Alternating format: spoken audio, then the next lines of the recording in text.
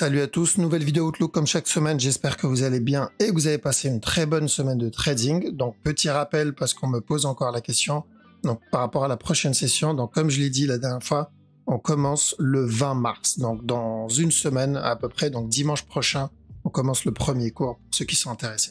Voilà, et avant de commencer, comme toujours, bien sûr, je tiens à remercier la communauté. Merci énormément pour votre temps, like, commentaire, partage. Si vous n'êtes pas abonné, n'hésitez pas à le faire, ça me ferait vraiment plaisir et ça aiderait énormément la chaîne. Vous pouvez aussi me suivre sur Twitter et sur Twitch pour ne pas louper mes prochains lives. Voilà, donc sans plus tarder, on va attaquer la vidéo. Let's go.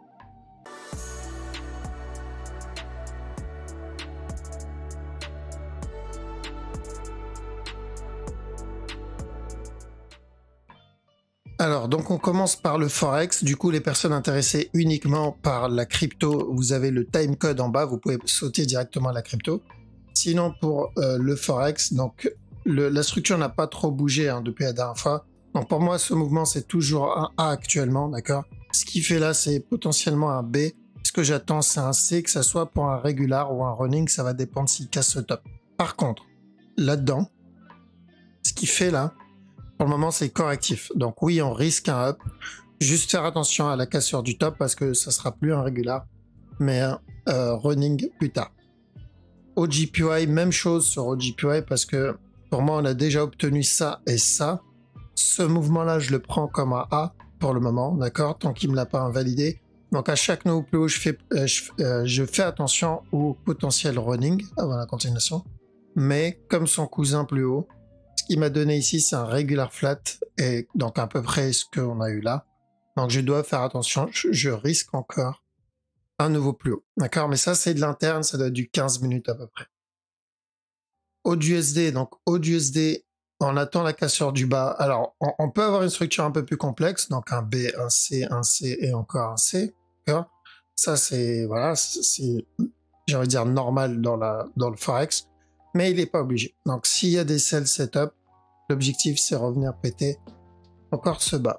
4CHF, alors 4CHF il a donc il est venu casser le top pour nous valider le running là en interne. Donc celui-là, d'accord. Par contre, il n'a pas cassé ce bas là. Donc juste pour rappel, nous ce qu'on cherchait, c'est la cassure de ce bas pour valider un running flat ici et ensuite venir casser le top. Donc, ce qui est embêtant, c'est qu'il n'a pas cassé ce bas-là. Ce bas, c'est ce qu'on a eu, d'accord, au lieu de venir casser celui-là. Et donc, ceux qui ont tenté sur ce running, bah, ils sont dans le trade, mais le souci, c'est qu'il va falloir faire attention. Pourquoi? Parce que vu qu'il n'a pas cassé ce bas, on risque toujours ça. Ici. D'accord? Donc, bien BE, bien TP sur ce genre de structure. Maintenant, s'il casse le top, c'est qu'on a déjà terminé tout ça. D'accord? Et on est sur le mouvement 3 temps ici. On prendra tout ça comme une correction en interne pour encore revenir péter le bas sur le 4CHF. Et le mouvement devient vachement correctif en interne. Hein. Même s'il revient péter ce bas ici, tout ça c'est correctif et ça reste toujours de l'achat. C'est pour ça qu'on n'a pas enlevé cette flèche depuis maintenant plus d'un an, je crois presque 2 ans. 1 heure sur le CHF JPY, toujours de la vente, même s'il revient casser le stop, tant que celui-là n'est pas cassé, d'ailleurs j'aimerais bien qu'il vienne casser le top, donc tant que celui-là n'est pas cassé, on continuera à chercher de la vente jusqu'à ce bas-là. Par contre, en 1 heure, voire un peu plus, on fait attention parce que s'il continue à flag là, bah, ça sera probablement le mouvement qui viendra péter le top. Le DAX, alors DAX, ce up ici, je sais que pour le moment, c'est un A pour moi. D'accord? Ce move, c'est un A. Et même si je risque un petit running là-dedans, je dois faire attention à chaque nœud plus haut pour un B derrière s'il doit continuer à monter. Donc, si on repart sur du daily, là-dedans, on a eu le premier drop ici, qui est, voilà, pour nous, c'était pas trop une surprise, hein, vu la tête de la structure au-dessus.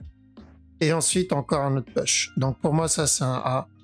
Et ce qu'il fait en interne sur le gros move, c'est un A ici. Donc, on attend un B et ensuite un C. en 1 heure, vite fait, voir si on a quelque chose d'intéressant. Pas vraiment. Ici, comme on l'a dit, tant que ce bas n'est pas cassé, on peut avoir un running flat, mais le B, il est vachement agressif. Alors, le B, il est vachement agressif, donc il y a de bonnes chances qu'il vienne casser ce bas et entamer une nouvelle structure. Qu'est-ce qu'on a? DXY. DXY, ça sent le running, mais futur running, parce que je ne peux pas le lier à ce mouvement-là. Ça, ce n'est pas suffisant. Donc, potentiellement un futur running ici. Et après, peut-être le gros running. Alors, parce que je rappelle le DXY, s'il a bien validé le contracting flat, là-dedans, là, donc on a dit vendre jusqu'à ce bas, sauf qu'il n'a pas cassé ce bas. Donc, on s'est dit, OK, potentiel contracting. Si c'est bien contracting, il est censé revenir péter ce top, en fait. D'accord? Donc, il n'est pas obligé de venir le casser directement. Il peut très bien le corriger d'abord avant de le valider ou monter comme ça, d'accord? Donc, ça peut traîner. Mais si c'est un contracting, voilà, c'est ce qu'on attend. Alors, parce que l'autre possibilité, après avoir obtenu ce move, si ce n'est pas un contracting, ça serait une structure beaucoup plus complexe, c'est-à-dire un B ici, un C, encore un autre C avant le nouveau pur. D'accord? Road, ok, donc toujours dans ce drop. C'est le 1 heure maintenant qui nous intéresse, tant que 1h80 ne s'est pas développé. Donc on a ce petit A ici, on attend le B là et encore de la vente. Alors une fois ça terminé, pourquoi pas chercher un push. Mais pour le moment, on est en train de corriger ce mouvement-là, ce A. Ce qui fait là, c'est le B, donc jusqu'à ce bas. On cherche la vente jusqu'à la cassure du bas. EuroJPY, attention au running aussi, donc là il a l'air de flag, on peut avoir encore un push, parce que tant que ce bas n'est pas cassé, c'est un potentiel running, même si j'aime pas trop le B en interne. D'accord, donc attention au running et on surveille bien ce bas. C'est ce qui invalidera le running. Et sur la structure 4 heures, là-dedans, on veut une correction. Donc corriger tout ce mouvement-là. Le running, ce n'est pas suffisant. S'il valide le running, c'est pas suffisant comme correction pour le up qu'il vient de faire. EuroNZD, un peu comme les autres euros. Donc ça, c'est mon A en interne. Ça, c'est le gros A ici. Hop. Ce qu'on attend, c'est le B en interne ici. Et ensuite le C. Donc objectif, déjà, revenir péter ce bas. EURUSD, lui, ça sera le B qu'on veut. D'accord? On vend pas tant qu'on n'a pas de B. Ici, vendre cette expanding ici en interne, ok, mais c'est de l'interne. Celui qui veut vendre, chercher où le C là-dedans, ou vendre pour la cassure du bas, d'accord? Il va falloir attendre cette correction. Rentrer maintenant, c'est vraiment risqué. Donc, ça, je ne pense pas que ça soit lié. Car c'est pas suffisant. J'aurais eu besoin d'un mouvement un peu plus grand avant le drop. Donc, c'est que pour moi, il prépare autre chose. D'accord? S'il vient casser tout de suite le bas, c'est qu'il est en train de préparer un nouveau running interne. Sinon, c'est une correction interne, drop, et plus tard, potentiellement le running. Donc, on a beaucoup de mouvements agressifs ici. Vraiment beaucoup trop de mouvements agressifs. Et je rappelle la direction sur le gros move, c'est revenir péter ce bas-là. Donc, tout ce qu'il fait là-dedans, c'est principalement la correction pour revenir péter ce bas. Si on reste encore sur le contracting, et pour le moment, c'est ce qu'on va faire jusqu'à preuve du contraire. Preuve du contraire, c'est pareil que le DXY, c'est-à-dire une grosse correction pour un B, un C, un C, un C, un dernier push, et ensuite le drop. Donc ça, c'est la même analyse que le DXY, mais à l'envers. GBPOD, donc on est toujours dans ce drop, il va falloir juste surveiller l'interne ici, et il a corrigé tout le up qu'il a fait, donc faire attention, on peut avoir un flat ici, encore un drop. GBP4, on n'est pas loin du dernier plus bas ici. Alors faire attention, on pensait un push là-dedans, là, une correction pour au moins un dernier push, il est venu l'invalider avec la grosse impulsion derrière. Et le problème, c'est qu'on n'est pas loin de ce bas daily, c'est ça. On n'est pas loin de ce bas daily. Le souci, c'est que s'il casse ce bas daily, il invalidera une structure interne. Donc à surveiller, je vais le surveiller. Je garde en tête la structure weekly voire monthly. Je sais que tout ce mouvement-là, c'est une correction. Je sais bien que ça, c'est une correction aussi. On risque encore un push, d'accord? Ça va juste retarder ça. Mais tout ça m'indique dans tous les cas de la vente. D'accord? C'est juste en interne. Nous, ce qu'on cherchait, c'était un dernier plus haut. Et ensuite, le drop.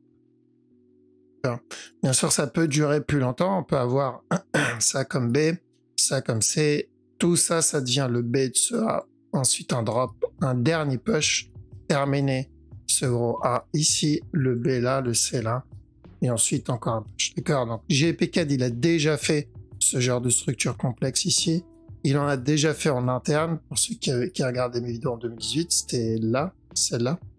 Donc, ça ne m'étonnerait pas qu'il nous donne une structure complexe. Mais bon, c'est du weekly, il va falloir vraiment plusieurs années pour le voir.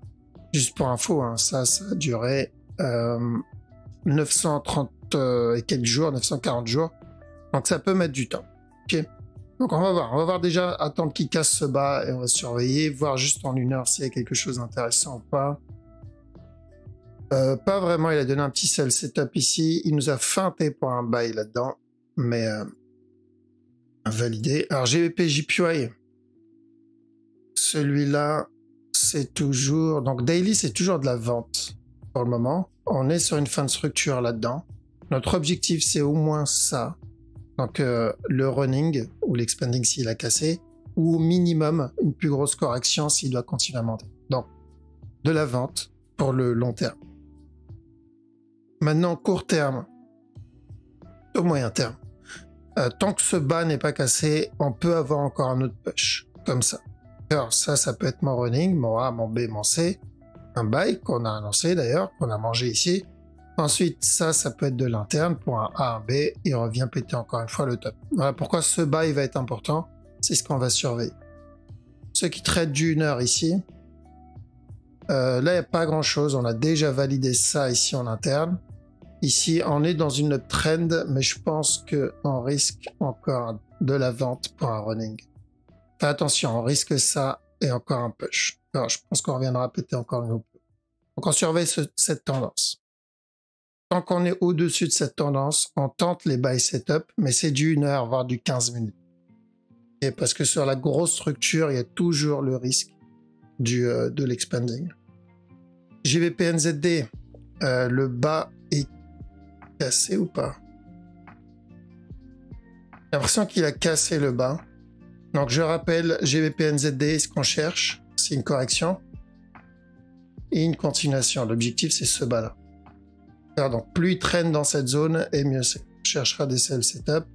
Même chose sur le... On va passer GBP Odd. Sur le long terme, GBP Odd, je rappelle. Correction ici. Revenir péter ce bas. D'accord? Pour ce gros A, ce B et le C ici.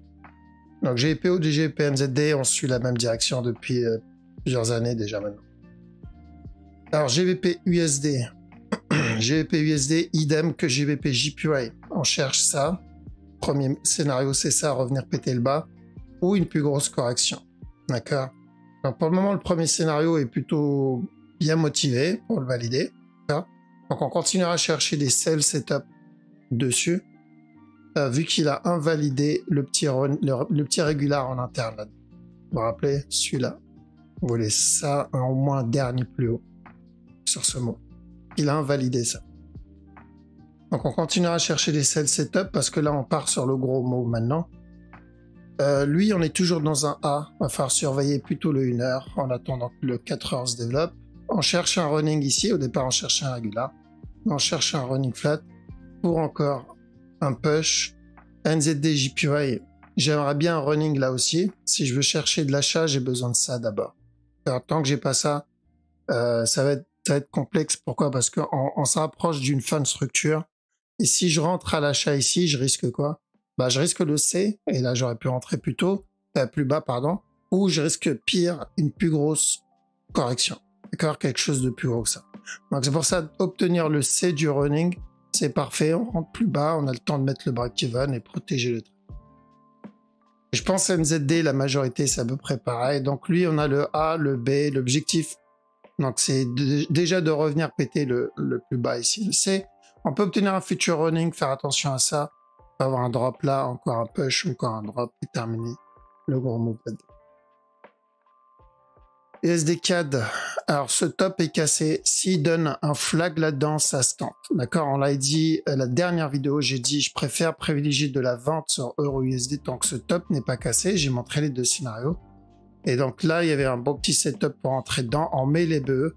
Prochain move, si je veux continuer à rentrer dans la vente, j'ai besoin d'une correction qui soit plus grande que ça. Parce que tant que j'ai pas ça, il y a toujours le risque.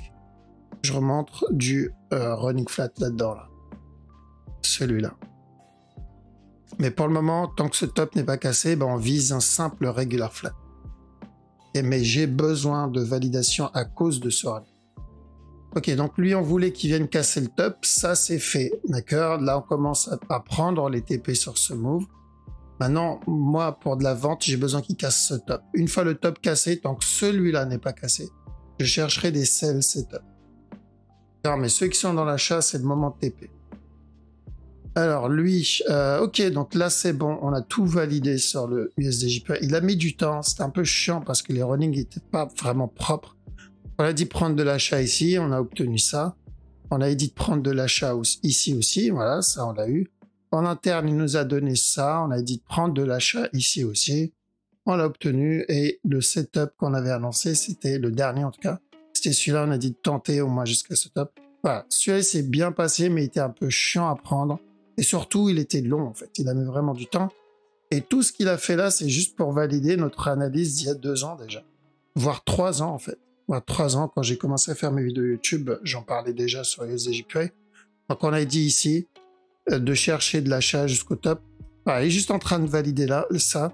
Une fois le top cassé ou atteint, en tout cas, le prochain objectif, c'est tant que ce top n'est pas cassé, on privilégiera que de la vente. L'objectif, c'est bien sûr revenir casser le dernier plus bas pour un regular flat.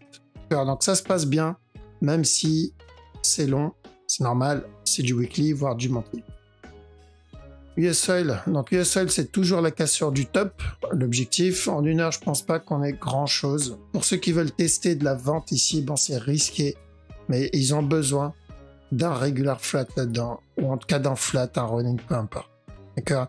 Mais c'est risqué parce que, comme je l'ai montré la dernière fois, il a déjà fait pas mal de fois ce genre de move où il fait ça, il grimpe et il revient péter le top derrière. Donc, si vous avez une bonne stratégie pour rentrer dans ce genre de move, ok, sinon restez à l'écart. Et vaut mieux privilégier du coup les setups, comme on l'a annoncé là, ici, ici, ici. Donc les setups d'achat plutôt. D'accord? Parce que l'objectif, c'est revenir péter le top. Mais voilà, setup d'achat, c'est une structure supérieure. Pour les autres, s'ils traînent là-dedans, pourquoi pas tenter de la vente jusqu'à ce bas-là, mais ça, c'est de l'interne. Silver, même chose sur le silver, donc potentiellement un A ici. Ce qui fait, c'est un B là-dedans. Tant que ce top n'est pas cassé, pourquoi pas tenter le C. D'accord? Le gold, même chose. Attention, running flat sur le gold. Ça, notre A, notre B, notre C là-dedans. Tant que ce top n'est pas cassé, pourquoi pas tenter encore un drop. Et au moins pour un gros running là-dedans. D'accord? Ce plus gros A, B, C. Une fois le C terminé, revenir passer le top. Ensuite, le Bitcoin. Alors, Bitcoin, la structure devient... Enfin, ça s'arrange pas, hein, elle reste dégueulasse. Donc, on a eu vraiment beaucoup de mouvements agressifs. La structure long terme ne change pas, d'accord, pour le moment. Par contre, faites attention parce que il y a de plus en plus de news contre la crypto, surtout Bitcoin et Ethereum, je crois. Il y a l'Europe là qui essaye, on va dire, de faire du mal un peu au Bitcoin actuellement. Il me semble la news attend lundi, qu'on verra comment ça va se passer lundi. Donc soyez vigilants si vous tradez court terme, d'accord, parce que on peut pas savoir quelles sont les conséquences à cette news. Donc, lundi, on va le voir. Je sais plus si c'est lundi ou mardi. Mais voilà, faites attention. Pour nous, la structure ne change pas, peu importe la news. C'est juste on doit faire attention à cette news, d'accord, parce que ça peut être une news majeure, on ne sait pas. Donc toujours pareil, tant que ce bas n'est pas cassé, pour moi c'est toujours le running flat jusqu'à invalidation de cette structure, donc l'invalidation du running, c'est-à-dire la cassure du bas. Et ici en interne, oui, ce mouvement là est plutôt correctif, donc on risque encore la cassure du bas encore une fois. Ça peut être peut-être lié à la news qu'on aura ce lundi, on verra, d'accord, on verra. C'est ça le problème avec les news, c'est qu'on peut pas trop savoir. Et Bon, on n'a pas vraiment besoin, on doit juste faire attention au futur, surtout ceux qui traitent le futur. Maintenant, en interne ici, l'analyse qu'on a fait la dernière fois est la même, c'est toujours aussi flou dans cette structure. Il y a trop de possibilités, ça peut être un triangle ici en interne, du gros mouvement. Ça peut être un triangle du B, d'accord, là-dedans. Dans ce cas-là, c'est plutôt de l'achat. Ou ça peut être un contracting flat. Donc, il y a trop de possibilités. Faire ce genre d'analyse, c'est pas très utile au final parce que on n'a pas de direction. D'accord. Mais j'en ai pas besoin tant que j'ai la direction long terme, c'est-à-dire vraiment tant que ce bas n'est pas cassé. Ce qui m'intéresse, c'est ce up-là. Moi, c'est tout ce qui m'intéresse.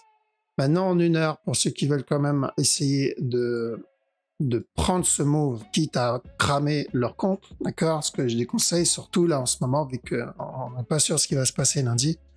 Faire attention à ce mouvement-là. Tant qu'il corrige ici, on doit faire attention. Pourquoi là on risque ça, on risque encore ça, encore un up, encore un drop. Mais ce qu'il fait là-dedans ressemble vachement à ce qu'il a fait là-dedans. Ça, on est d'accord. D'accord. Donc, on va surveiller dans cette zone s'il range là-dedans ou pas. Parce que s'il range là-dedans, ça sera encore revenir péter ce bas. D'accord. Mais en tout cas, ça ressemble vachement à ce qu'il a déjà fait. Du coup, oui, on peut espérer le même résultat, mais j'espère pas parce qu'au final, on se retrouve avec un drop ici agressif, fin de structure, un gros mouvement agressif dans l'autre sens. Ensuite, retournement, fin de structure, un gros mouvement agressif dans l'autre sens. Fin de structure, ici, enfin, retournement, fin de structure, un autre gros mouvement agressif dans l'autre sens. Là, ça n'a plus de sens comme structure. Là, ça devient n'importe quoi. D'accord. Au bout d'un moment, il va falloir que ça s'arrête. Et je préfère attendre ça. D'accord. Donc, faites très attention. Je ne sais pas trop ce qu'il me fait là-dedans. Il y a vraiment trop de possibilités. J'attends une structure propre ici. S'il me donne des setups en interne comme il l'a donné là-dedans, là, je le tente, bien sûr, mais ça sera toujours dans la direction des buy setups.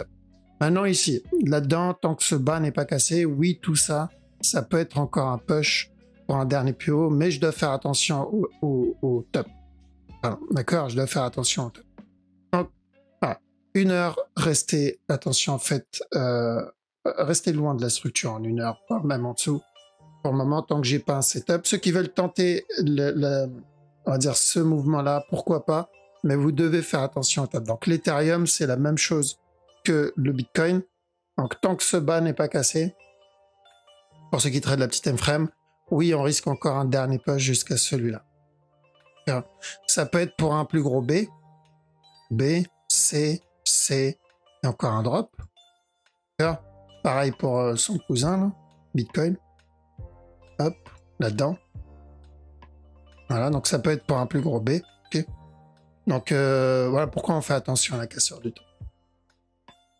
Pas d'autre, mais sur du 4 heures, c'est la même direction. D'accord, 4 heures daily, pardon. C'est la même direction. Et je sais que la loi qu'ils essaient de faire passer, là, ça vise principalement l'Ethereum et le Bitcoin. Donc voilà pourquoi on doit vraiment faire attention. Parce que si l'Ethereum, si ça a un impact sur le Bitcoin et l'Ethereum, ça aura probablement un impact sur les autres cryptos aussi. Et donc restez vraiment, vraiment vigilants. Donc long terme, ça ne change pas. Même si on va partir du principe que la news est pas trop bonne et qui nous valide ici un drop, d'accord. Le plus important, c'est ce bas-là. Parce que tant que ce bas n'est pas cassé, on n'a pas invalidé le running flat. Okay. Après, ça se peut, il va rien se passer. En final, ça va être juste du bruit et du FUD et terminé. Alors, BNB, on va regarder en 1 heure parce que le long terme, bah, ça change pas. C'est toujours pareil. Et en 1 heure, comme on l'a annoncé aussi, on a dit j'attends quoi? Ça, c'est mon A, j'attends un B, j'attends un C. Une fois ce bas cassé, tant que celui-là n'est pas cassé, j'attends encore un push jusqu'à ce top. Alors, c'est ce qu'on va chercher sur le BNB. Le DOT, on veut le C. Donc, on sait que ça, c'est notre A. Le B, tant que ce top n'est pas cassé, un C et ensuite la continuation. S'il vient casser, on ira pour un running plus tard. Mais pour le moment, déjà avoir le C. EGLD. Ok, ça y est, finalement, il nous a donné maintenant le B. Donc pour moi, ça, c'est toujours un A. Ce qu'il fait là, c'est un B. Tant que ce top n'est pas cassé, on doit faire attention au drop et ensuite la continuation. S'il vient casser le top, on ira pour un running flat. Un peu comme le dot.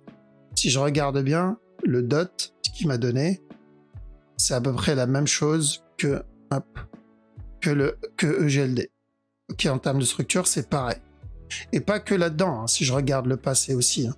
Si je regarde ici, ce move, le high, donc le up, le drop, correction, mouvement agressif, un autre mouvement agressif vers le haut et un autre mouvement agressif vers le bas avant l'explosion. Sauf que lui, il n'a pas cassé là-dedans. Et si je mets le dot avait fait la même chose ici. Là. D'accord.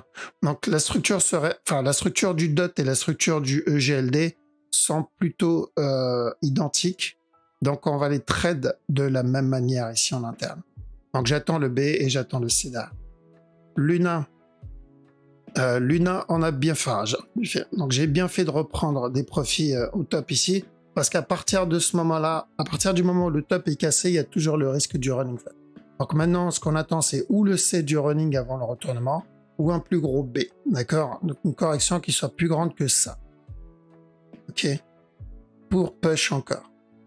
Là, c'est la prochaine étape. C'est pour cette raison que j'ai préféré couper au top ici. Donc on avait coupé dans cette zone, ici, une partie, on a pris des profits et on a repris des profits au top là-dedans.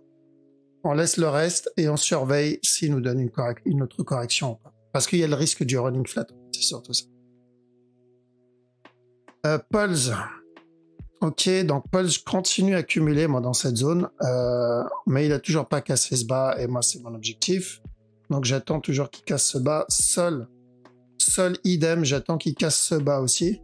D'accord. Et à chaque nouveau plus bas, je fais attention à un potentiel ending et ensuite un retournement. Sol, c'est la bonne zone. Perso, j'ai réinjecté du sol, enfin j'ai racheté du sol. Le VET aussi. Donc cassure du bas, ça serait pas mal. Et l'objectif, c'est toujours le gros regular flat, sauf que oui, le C n'est peut-être pas terminé. C'est pour ça que j'aimerais bien qu'il vienne casser le bas en interne. Et en 1 heure, hop, on va mettre ça. En 1 heure, le mouvement qu'il donne là-dedans, là, ça, c'est vachement correctif. Donc, on risque encore un drop. Ok. Donc, espérons qu'il vienne casser le bas et qu'il nous donne une belle fin de structure daily. Ça serait parfait. Donc, Sol et VET, on a la même structure en interne. EGLD et DOT, on a la même structure en interne. Luna, il est tout seul. D'accord. Et Ethereum et BTC, on a à peu près la même structure en interne. Donc BTC, Ethereum, on les suit en même temps. DOT et EGLD, on les traite de la même façon aussi. Et Sol et VET, on les trade de la même façon aussi. En tout cas en interne. Ok. Voilà, donc faites vraiment très attention les amis. Je sais que j'ai dit ça plusieurs fois, je sais que je me répète, mais j'ai pas envie de retrouver des membres de ma communauté, on va dire en galère, surtout après une grosse news qu'on peut pas anticiper.